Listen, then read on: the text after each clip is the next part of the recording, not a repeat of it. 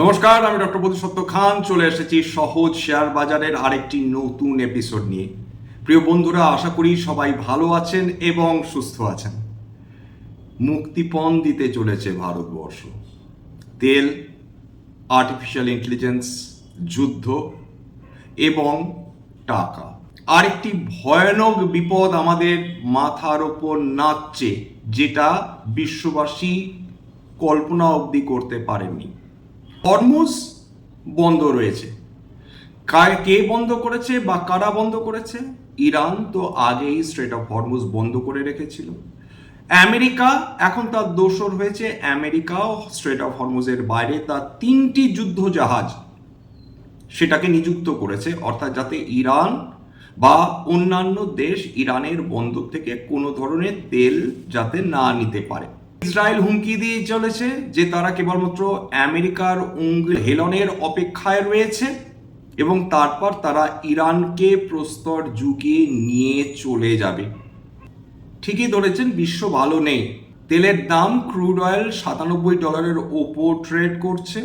ব্রেন্ট crude $106 পুনরায় পৌঁছে গিয়েছে। যদিও কোনো যুদ্ধ নতুন করে শুরু হয়নি, যেটা যুদ্ধের বদলে চলছে সেটা যুদ্ধের থেকে কম কিছু নয়। 2টি বৈঠক ফেল করেছে।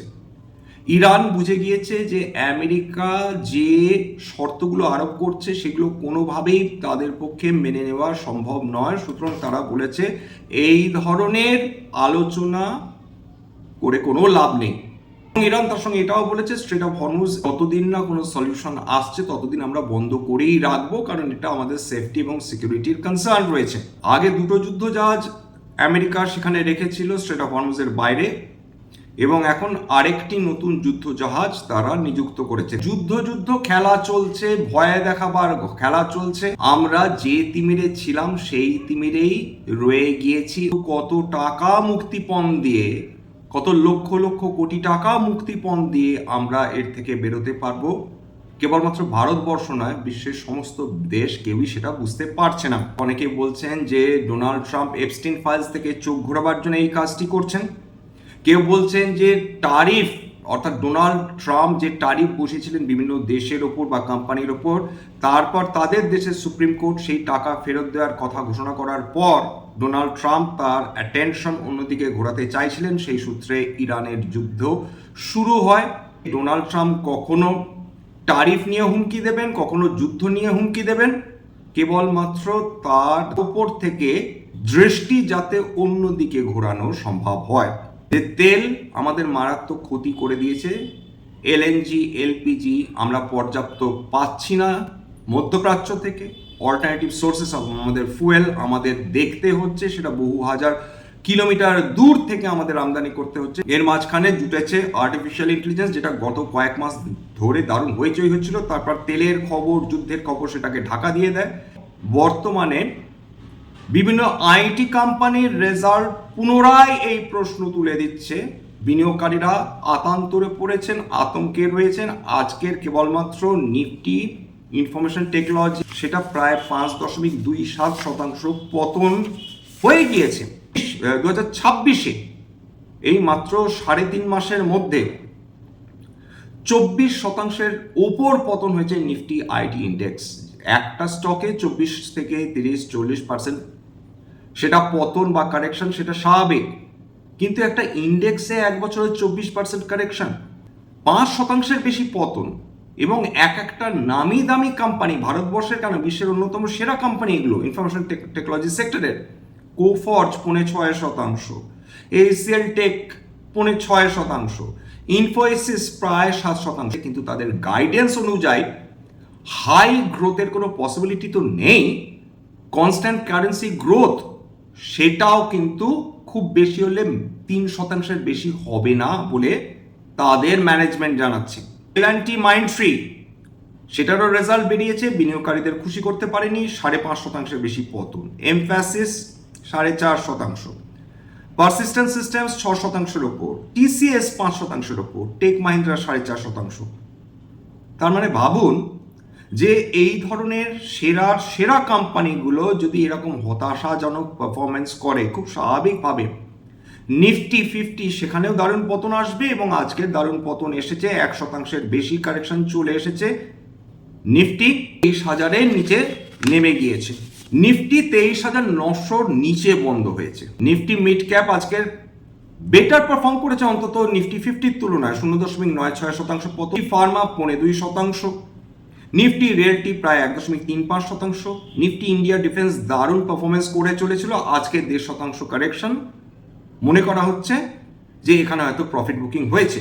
আজকে সমস্ত সেক্টরে পতন এসেছে এবং একবারের জন্যও মনে হয়নি সারা দিনে যে নিফটি বা ব্রডার মার্কেটে কোনো ধরনের প্রত্যাবর্তন হতে পারে। সোনা আজকের 8% পতন নিয়ে ট্রেড করছিল, রূপো প্রায় 1% পতন নিয়ে ট্রেড করছিল। যুদ্ধকালীন পরিস্থিতিতে precious semi precious metals usually ভালো পারফর্ম করে, মানে এক মাসের যুদ্ধে যে সোনা এবং রূপো দুটোই আন্ডার পারফর্ম করে চলেছে। আসল যে বিপদ নিয়ে মানুষ এখনো যথেষ্ট ওয়াকিবহল নয়। এই যে আমি আপনাদের সঙ্গে কথা বলছি, এই যে ভিডিও তৈরি করছি ইউটিউবের মাধ্যমে, সেটা ছাড়া হচ্ছে, এর পেছনে আমাদের ইন্টারনেটকে ধন্যবাদ দিতে হবে। এই যে ডেটা ট্রান্সফার চলছে বা ডেটা সঞ্চিত থাকছে, আমার ভিডিও যে সঞ্চিত থাকছে ইউটিউবে, সেটার পেছনেই থ্যাঙ্কস টু ইন্টারনেট। কিন্তু এই ইন্টারনেটগুলো যে সারা বিশ্বে চলছে সেটা কেবলমাত্র স্যাটেলাইট দিয়ে নয়, কারণ স্যাটেলাইটের মাধ্যমে যদি ইন্টারনেট চালাতে হয় বা ডেটা ট্রান্সফার করতে হয়, সেটা যত দ্রুত হবে তার থেকে আরও দ্রুততর টেকনোলজি বিগত কয়েক বছর ধরে চালু রয়েছে, সেটা হচ্ছে ফাইবার অপটিক্স কেবল। সেটা আমাদের ব্যাংকিং ট্রানজ্যাকশন হোক, আমরা যে জিপে করছি বা অন্যান্য পেমেন্ট সিস্টেমস যেগুলো রয়েছে, ফিনান্সিয়াল পেমেন্ট সিস্টেমস, সেটাও কিন্তু চলছে থ্যাঙ্কস টু ইন্টারনেট এবং thanks to fibre optic cables.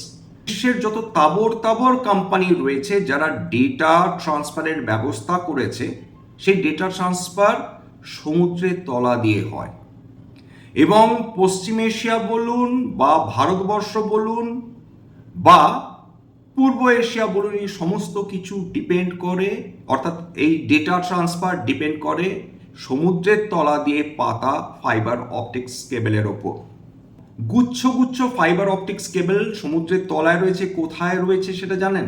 Strait of Hormuz রয়েছে, তার তলায় রয়েছে এই ফাইবার অপটিক্স কেবল, যার ফলে মধ্যপ্রাচ্যের যত দেশ তাদের যে এই আর্টিফিশিয়াল ইন্টেলিজেন্সের বাড়ান্ত হয়েছে বিগত কয়েক বছরে, কারণ তারা জানে যে তেলের উপর বেশি দিন ডিপেন্ড করা যাবে না, তাদের আর্টিফিশিয়াল ইন্টেলিজেন্সেস তাদের শিফট করতেই হবে। সেই অনুযায়ী তারা সমস্ত নামি দামি আমেরিকান কোম্পানি, সেটা মেটা বলুন, গুগল বলুন, মাইক্রোসফট বলুন, সবাইকে নিজেদের দেশে নিয়ে এসছে এবং তারা আর্টিফিশিয়াল ইন্টেলিজেন্স তারা ডেভেলপ করে চলেছে। সেই জায়গাটায় আঘাত করতে চাইছে ইরান। তারা বলছে যে স্ট্রেট অফ হরমুজের তলায় যত কেবল রয়েছে সেটা তারা কেটে দেবে, সেগুলো তারা ডিস্ট্রয় করে দেবে। কি হতে পারে? খুব স্পষ্ট ভাষায় আমরা যে ইউটিউব দেখছি, ফেসবুক দেখছি বা ইনস্টাগ্রাম ব্যবহার করছি, সেটা আমরা আর করতে পারবো না, বা এতটাই স্লো হয়ে যাবে যে বিরক্ত হয়ে আমরা সোশ্যাল মিডিয়ায় ব্যবহার করা ছেড়ে দেবো যদি সত্যি সত্যি ইরান সমুদ্রের তলায় যে কেবলগুলো রয়েছে সেটাকে কেটে দেয়। এর আগে কি এরকম হয়েছে 2024 সালে, সেটা অবশ্য প্রাকৃতিক দুর্যোগের ফলে বল্টিক সিতে হয়েছিল, যে সমুদ্রের তলায় পাতা এই ফাইবার অপটিক্স কেবল সেটা ছিঁড়ে গিয়েছিল এবং এমন ডিসরাপশন তৈরি হয়েছিল, এমন বিপদ তৈরি হয়েছিল, সেখানে কোনো ধরনের ব্যাংকিং ট্রানজাকশন করাই সম্ভব হচ্ছিল না, ইন্টারনেট অত্যন্ত স্লো হয়ে গিয়েছিল।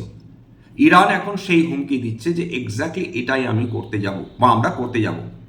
তার ফলে অলরেডি মধ্যপ্রাচ্যগুলো তাদের তেল সাপ্লাই করতে পারছে না, তেলবাহী জাহাজ, গ্যাসবাহী জাহাজ যেতে দিচ্ছে না, তাদের লক্ষ লক্ষ কোটি কোটি ডলারের প্রত্যেক দিন ক্ষতি হচ্ছে। এইবার যদি ফাইবার অপটিক্স কেবল ইরান কেটে দেয়, তাহলে তার প্রভাব কেবলমাত্র এই 8টি মধ্যপ্রাচ্য দেশের উপর পড়বে তা নয়, ভারতবর্ষ থেকে শুরু করে বিশ্বের তাবর দেশে এমন ইন্টারনেট ডিসরাপশন হবে যে আমরা যে একটি দোকানে গিয়ে যদি 10 টাকার জিনিসও কিনি, সেটা যদি আমরা অনলাইন ট্রানজাকশন করার চেষ্টা করি, সেটা করতে পারবো কিনা সন্দেহ। এই আমাদের টেলিভিশন দেখা বা মোবাইল দেখা বন্ধ হয়ে যেতে পারে, আমাদের গাড়ি বুকিং করা বা মোটরসাইকেল বুকিং করা বন্ধ হয়ে যেতে পারে। এটা যদি হয় তাহলে ইরান দুদিক থেকে সাকসেসফুল হবে। এক, তারা ফিজিক্যালি স্ট্রেট অফ হরমুজকে একটি চোখ পয়েন্ট তৈরি করে রেখেছে, অর্থাৎ বিশ্বের 5 ভাগের 1 ভাগ তেল সেখান থেকে মুভ করছে না, বিশ্ব বিপদের মধ্যে রয়েছে, তেলের দাম হু করে বৃদ্ধি পাচ্ছে, অর্থনীতিগুলোকে এর মূল্য আজ নয় কাল চোকাতে হবে। এক। 2 নম্বর হচ্ছে স্ট্রেট অফ হরমুজ একটা ডিজিটাল চোক পয়েন্ট হয়ে গিয়েছে, অর্থাৎ ভাতে মারা পড়তে পারে মধ্যপ্রাচ্য দেশগুলো। সমস্ত ধরনের ট্রানজাকশন, সমস্ত ধরনের এন্টারটেনমেন্ট, সমস্ত ধরনের কমিউনিকেশন বন্ধ হয়ে যেতে পারে যদি স্ট্রেট অফ হরমুজের তলায়, সমুদ্রের তলায় যে কেবেলসগুলো রয়েছে ফাইবার অপটিক, সেগুলোকে যদি ইরান কেটে দেয়। এই তথ্য আমি মানি কন্ট্রোল থেকে পেয়েছি, সেই খবরটা। সেটা হলো ভারতবর্ষের যে ইনভেস্টমেন্ট রয়েছে ইরানের চাবাহার পোর্টে, বন্দরে, কয়েকশো মিলিয়ন ডলার তো ভারতবর্ষ বিগত কয়েক বছরে বিনিয়োগ করেছিল, এবং ভারতবর্ষের ওপর আমেরিকা এই অনুমতি দিয়েছিল যে তারা চাবাহারে তারা বিনিয়োগ করে রাখতে পারে, কিন্তু এই রবিবার সেই অনুমতি তারা তুলে নিচ্ছে, আবার ফার্দার স্যাংশনস তৈরি হচ্ছে চাবাহারের ওপর।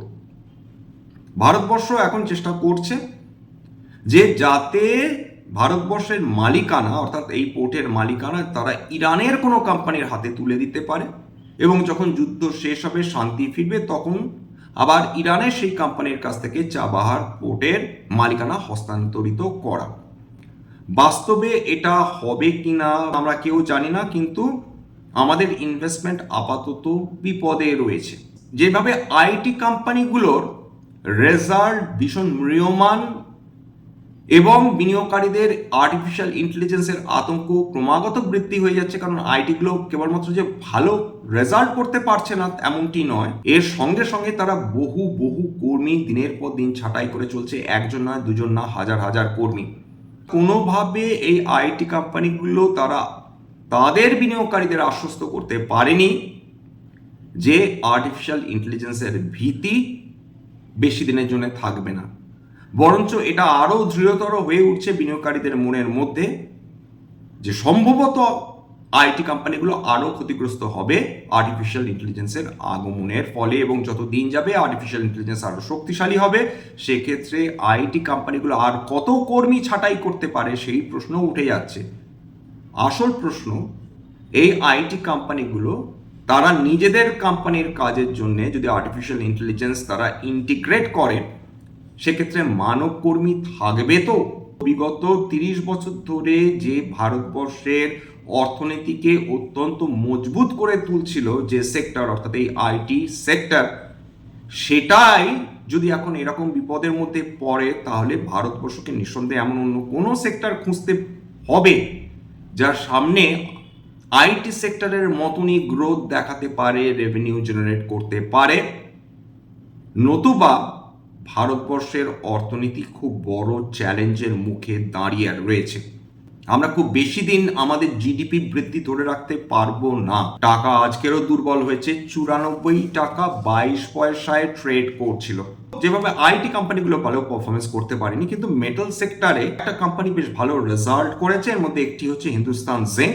প্রফিট বৃদ্ধি হয়েছে ইয়ার অন ইয়ার 68%, 4,997 কোটি টাকা তাদের মোট প্রফিট দাঁড়িয়েছে, এবং বিগত বছর মার্চ 2025 অর্থাৎ মার্চ 2025-এ তাদের প্রফিট ছিল 2,976 কোটি টাকা, অর্থাৎ বিপুল উত্থান। সেলস বেড়েছে, উত্তর হচ্ছে প্রায় 4,000 বা 4,500 কোটি টাকা তাদের সেলস বেড়েছে। তাদের প্রফিট আফটার ট্যাক্স বেড়েছে 68%। হিন্দুস্তান জিঙ্কের যে বিজনেস, তার মধ্যে রয়েছে জিঙ্ক, লেড এবং সিলভার। সিলভার একটা বাই প্রোডাক্ট, সেটা হওয়া সত্ত্বেও সিলভারের বিপুল দাম বৃদ্ধির ফলে হিন্দুস্তান জিঙ্ক দারুণভাবে লাভবান হয়েছে, এবং সেটা তার রেজাল্টে রিফ্লেক্টেড হয়েছে। এবং হিন্দুস্তান জিঙ্ক তারা 11 টাকা প্রতি শেয়ার ডিভিডেন্ড ডিক্লেয়ার করেছে। যেহেতু আমাদের অর্থনীতি, কেন বিশ্বের সমস্ত অর্থনীতি এখন পরস্পরের উপর এতটাই নির্ভরশীল বা এতটাই ইন্টারলিঙ্ক যে বিশ্বের যে কোনো জায়গায় যদি ডিসরাপশন হয়, তার সরাসরি প্রভাব পড়ে কিন্তু প্রত্যেকটা দেশের উপর। মধ্যপ্রাচ্যে যুদ্ধ হচ্ছে, কিন্তু তার প্রভাব পড়ছে ভারতবর্ষের বিভিন্ন সেক্টরে। অয়েল অ্যান্ড গ্যাস বলুন, অটো বলুন, রিয়েল এস্টেট বলুন, ফার্টিলাইজার সেক্টর বলুন, সেরামিক্স বলুন, স্টিল বলুন, এভিয়েশন বলুন। মার্কেট 22,000 থেকে 24,500, সেটা বিগত কয়েক মাস ধরে এই রেঞ্জ চলছে। কখনো দারুণভাবে কয়েকদিনের মধ্যে বৃদ্ধি পেয়ে যাচ্ছে, আবার কতদিনের জন্য বেশ খানিকটা পতন দেখে ফেলছে। একটা রেঞ্জের মধ্যেই ট্রেড করে যাচ্ছে মার্কেট। হয়তো এক সময় যুদ্ধটাকেও মার্কেট ফ্যাক্টর ইন করে ফেলবে, কিন্তু অর্থনীতি কি সেটাকে ফ্যাক্টর ইন করতে পারবে? তেলের দাম $80 নিচে বা $85 নিচে যদি কন্টিনিউয়াসলি না ট্রেড করে, ভারতবর্ষের অর্থনীতির পক্ষে ফিরে আসা বড় বড় চ্যালেঞ্জ হয়ে যাবে। স্ট্যান্ডার্ড ডিসক্লেমার, এটা কেবলমাত্র একটা এডুকেশন চ্যানেল বাঙালি বিনিয়োগকারীদের ইনভেস্টার অ্যাওয়ারনেস বৃদ্ধির জন্য। এখানে কোনো ধরনের কোনো শেয়ারের buy sell, recommendation, suggestion, advice আমাকে ইনফ্লুয়েন্স করার প্রচেষ্টা নেই। আমার কথা শুনে যদি কোনো শেয়ার বা কোনো অ্যাসেটে বাই সেল সিদ্ধান্ত নেন, ক্ষতির মুখোমুখি হতে পারেন। সুতরাং সবসময় একজন সেবি রেজিস্টার্ড ইনভেস্টমেন্ট অ্যাডভাইসারের পরামর্শ নেওয়ার চেষ্টা করবেন। স্ট্যান্ডার্ড ডিসক্লোজার, যে কোম্পানিগুলো নিয়ে আলোচনা করলাম, হতে পারে তার মধ্যে কয়েকটি কোম্পানিতে আমার বা আমার পরিবারের ভেস্টেড ইন্টারেস্ট থাকলেও থাকতে পারে। ভবিষ্যতে যদি নতুন করে বিনিয়োগ করি বা বিক্রি করি, আগাম বিজ্ঞপ্তি দিয়ে কিনতে বা বিক্রি করতে পারবো। সবশেষে যেটা বলি, যদি এই ধরনের এপিসোড আপনাদের ভালো লাগে, প্লিজ লাইক করবেন, প্লিজ সাবস্ক্রাইব করবেন, এবং যদি সত্যি মনে হয় আমার বাঙালি ভাই বোনদের জীবনে একটুখানি ভ্যালু অ্যাড করতে পেরেছি, প্লিজ নিজের গ্রুপে শেয়ার করে দেবেন। নমস্কার।